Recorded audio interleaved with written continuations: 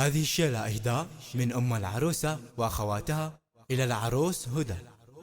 لولش يوم أحضرت زين القبايل ورقص لعيونها 10 و8، شيخة الغزلان متعبة الأصايل أشرقت مثل القمر بين الغواني.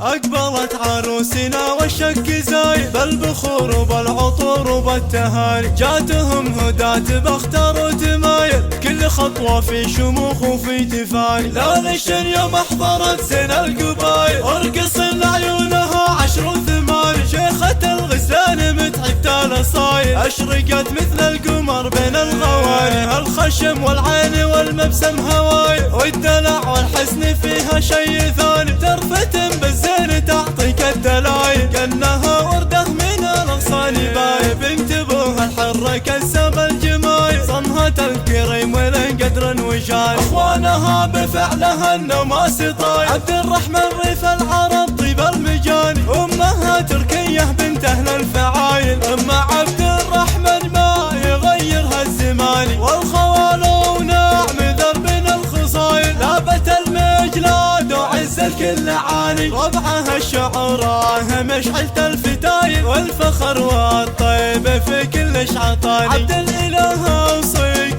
في ام الجدايل حطها في القلب من بين المحال، هداها اللي زينها ما له مثايل العروسة اللي لها قدر ومكاني. اقبلت عروسنا والشك زايد بالبخور وبالعطور وبالتهاني، جاتهم هداة بختار وتمايل كل خطوة في شموخ وفي تفاني. ليش يوم أحضرت زين القبايل وارقص لعيونها 10 و8، شيخة الغزلان متعبة الأصايل أشرقت مثل القمر بين الغواني. الخشم والعين والمبسم هواي والدلع والحسن فيها شي ثاني، ترفتم بالزين تعطيك الدلايل كأنها وردة من الأغصان باي. بنت ابوها الحرة كسب الجمايل صنها الكريم ولن قدر وجاي، اخوانها بفعلها النماس طايل عبد الرحمن ريف العرب طيب المجاني، امها تركية بنت اهل الفعايل ام عبد الرحمن ما